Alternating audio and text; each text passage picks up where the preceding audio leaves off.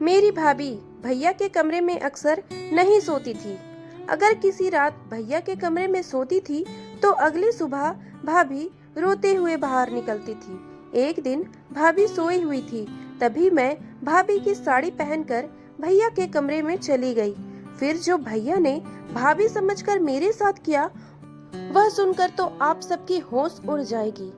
मेरी आंख खुली तो मैंने भाभी को सिसकते हुए देखा। वह मेरी बिस्तर के पास बैठी बुरी तरह से रो रही थी। अपनी भाभी को ऐसा देखकर हमेशा मेरा दिल तड़प जाया करता था, लेकिन मैं चाहकर भी कभी उनसे नहीं पूछ सकती थी। अक्सर ही सुबह भाभी का ऐसा हाल होता था। कुछ समय पहले मैं एक बार भाभी से पूछी थी कि आखिर वह भैया के कमरे में सुबह सुबह बाहर आती इतना रोती क्यों है, तो भाभी ने कोई जवाब नहीं दिया और मुझे डांट दिया। भाभी जब भी उनके कमरे से निकलती, भाभी का हुलिया बहुत अजीब सा होता था। उनकी बिखरी हुई बाल और पुराने कपड़े एक अजीब सी मजबूरी सुना रहे होते थे। यह सिलसिला कुछ साल पहले से शुरू हुआ था। जैसे जैसे मुझे होश आ रही थी, मेरे लिए सब कुछ अचंभित होता जा रहा था। मेरे अंदर एक जुनून सा पैदा हो गया कि भैया आखिर मेरी भाभी के साथ रात भर क्या करते हैं। इस सवाल ने मुझे बेचैन कर दिया था। मैं 18 साल की हो चुकी थी और अब बहुत सी बातें अच्छी तरह समझने लगी थी। भाभी का रोता चेहरा देखकर मुझे किसी मजबूरी की संकेत लग रही थी, लेकिन हैरत की बात यह है कि जब भाभी कमरे से निकलती तो वह रो रही होती, और जब भैया कमरे से निकलते तो उनके चेहरे पर एक दिलकश मुस्कुराहट होती थी। उन्हें देखकर ऐसा लगता जैसे वह बहुत मस्ती किए हो रात भर। वह कुछ ना कुछ गुनगुनाते रहते थे, जैसे बहुत खुश हो। और भाभी का हाल ऐसा होता था कि भाभी भैया के कमरे से निकलने के बाद दोबारा उनके सामने जाने में भी डरती थी। उनका नाश्ता भी मेरे हाथ से भिजवा दिया करती थी, खुद किचन में खड़ी रहती थी और आंसू बहाती रहती थी या बाथरूम में बंद हो जाती थी। भाभी की हरकत देख देख कर मुझे बहुत ही तरस आता था। मैं 12 क्लास में पढ़ती थी और नाश्ता देने के बाद मैं अपने स्कूल के लिए घर से निकल जाया करती थी, लेकिन सारा वक्त मेरे दिमाग में भाभी का ख्याल घूमता रहता था। मैंने कभी किसी सुबह भैया को परेशानियां बेचैन नहीं देखा था। हमेशा ही बहुत खुशी से नाश्ता करते बैठते देखा था और उनका चेहरा बहुत खुश दिखता था, जबकि भाभी को देखकर ऐसा लगता था किसी भी पल भाभी को कुछ भी हो जाएगा। अक्सर नाश्ता बनाते हुए भाभी के शरीर को कांपते हुए भी देखी थी। मेरा दिल चाहता था कि मैं भाभी से पूछूं कि भैया को रात भर उनके साथ क्या करते हैं जो उनका इतना बुरा हाल हो जाता है, मगर भैया के नाम पर भाभी के चेहरे पर खौफ आने लगता था। भाभी हर रात भैया के कमरे में सोने के लिए नहीं जाती थी, बल्कि वह मेरे साथ ही सोती थी। कभी कभी उन्हें जबरदस्ती भैया अपने साथ अपने कमरे में ले जाते थे और भाभी मना करने की कोशिश करती थी, लेकिन भैया उनकी नहीं सुनते थे। एक दिन मैं स्कूल में एक गहरी सोच में डूबी हुई थी कि आखिर भाभी को अपने भैया के चुंगल से कैसे बाहर निकाला जाए। भैया मेरी भाभी के साथ कुछ न कुछ गलत तो जरूर कर रहे थे। मैं यह सब सोच ही रही थी कि अचानक मेरी दोस्त मुझसे पूछती है, कहाँ खोई हुई है? कुछ दिनों से देख रही हूँ, बहुत परेशान रहती है। बार बार पूछने लगी कि मेरा ध्यान कहाँ रहता है। मैंने उसे अपने भैया और भाभी के बारे में बताया तो वह मुझसे पूछती है कि तुम्हारे भैया वैसी फिल्में तो नहीं देखते? मुझे कुछ समझ नहीं आता। फिर उसने अचानक से सवाल किया। मैं हक्का बक्का से देखने लगी। वैसी फिल्म का भला क्या मतलब था? वह अलग निगाह से मुझे देख रही थी और मैं नहीं समझ पाई तो उसने बात बदल दी, लेकिन मेरी सुई उसकी बात पर अटक गई थी। आखिर उसने यह सवाल क्यों पूछा? मैं वापस आई तो भैया का करीबी दोस्त समर भैया बैठे हुए थे। वह अक्सर हमारे घर पर आया करते थे। भैया की बचपन से ही उनसे दोस्ती थी।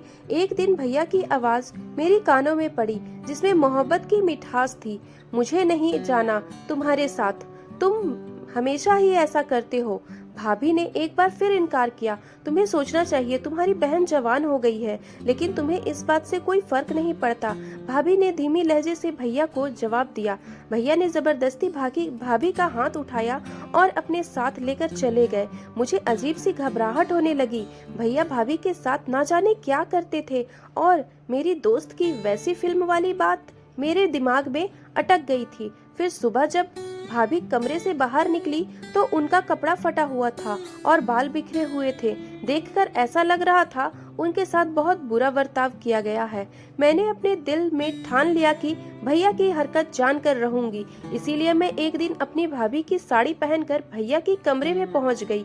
भैया के कमरे में धीमी लाइट जल रही थी, इसीलिए भैया मुझे समझ नहीं पाए मैं कौन हूँ। भैया ने कहा, मेरी खुशनसीबी है कि आज तुम बिना बुलाए मेरे कमरे में आई हो। भैया बहुत खुशी से यह बात कहते हुए मेरे करीब आए, मेरे को पकड़कर अपने बराबर पर बैठा लिया। भैया के बराबर में बैठकर मेरा पूरा शरीर कांप रहा था। मैं नहीं जानती थी कि इसके आगे मेरे साथ क्या होने वाला है, लेकिन आज मैं पूरा सच जानना चाहती थी।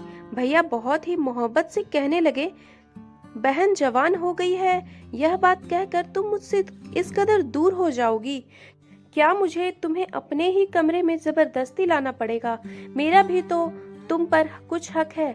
मैं मानता हूँ कि हमारी बहन जवान हो गई है, लेकिन वह इतनी भी छोटी बच्ची नहीं है कि वह समझ न पाए कि एक पति पत्नी एक कमरे में रहते हैं। दिन भर का काम करके तुम थक जाती हो। चल अब तू मेरे साथ सो जा। तुम्हें देखने के बाद मेरे दिल को सुकून मिल गया। यह बात कहते हुए भैया अपने तकिए पर मुझे सुला देते हैं। अंधेरे की वजह से वह मेरा चेहरा अच्छी से नहीं देख पाए थे। कुछ देर के बाद वो खुद सो जाते हैं। मैं सोच रही थी कि भैया ने तो कुछ किया ही नहीं। जब भैया अपनी गहरी नींद में हो जाते हैं तभी मैं चुपके से वहां से उठकर अपने कमरे में चली जाती हूँ। अब मैं मन ही मन यह सोच रही थी कि आखिर माजरा क्या है। इसीलिए मैं जब स्कूल के लिए निकली तो स्कूल न जाकर 1-2 घंटे के अंदर चुपके से घर लौट आई। घर पर इस कदर आई कि कोई देख ना सके। मैं अपने कमरे में बैठी रहती हूँ कि अचानक समर भैया मेरे घर पर आते हैं। मैं कमरे में बैठी बैठी सुन रही थी कि मेरी भाभी समर भैया से बात कर रही थी। मैं गौर से सुनना चाहती थी कि वह क्या बोल रही है। मैं अपने कमरे से बाहर निकलती हूँ और भाभी के कमरे के बाहर आकर खड़ी हो जाती हूँ। मैंने भाभी के मुंह से जो बात सुनी वह सुनने के बाद मेरे पैरों तले जमीन खिसक गई। भाभी कह रही थी कि वह भैया को छोड़ देगी और समर भैया के साथ शादी कर लेगी। यहाँ तक कि वह बोल रही थी कि अपनी ही बहन के सामने मैंने उसके भैया को बदनाम कर दिया। मैं जानबूझकर सुबह सुबह ऐसे हुलिया बनाकर उसके सामने जाती हूँ कि वह मुझे देखकर ऐसा महसूस करे कि उसके भैया मेरे साथ बहुत बुरा कर रहे हैं। यह सुनकर मैं दंग रह गई। जब मुझे समझ आया कि भैया भाभी के साथ कुछ गलत नहीं कर रहे हैं, बल्कि भाभी भैया को धोखा दे रही है, मुझे अब बर्दाश्त नहीं हुआ और मैं भाभी के सामने आकर खड़ी हो गई। मैंने भाभी से कहा, आपको शर्म नहीं आती? क्या आपको इस तरह की हरकत शोभा देती है? भाभी बुरी तरह से डर गई थी और अपने सर झुका ली थी। मेरे गुस्से को देखकर समर भैया वहां से चले जाते हैं। कुछ देर में भैया भी घर आ जाते हैं। मैंने सारी घटना अपने भैया को बता दिया।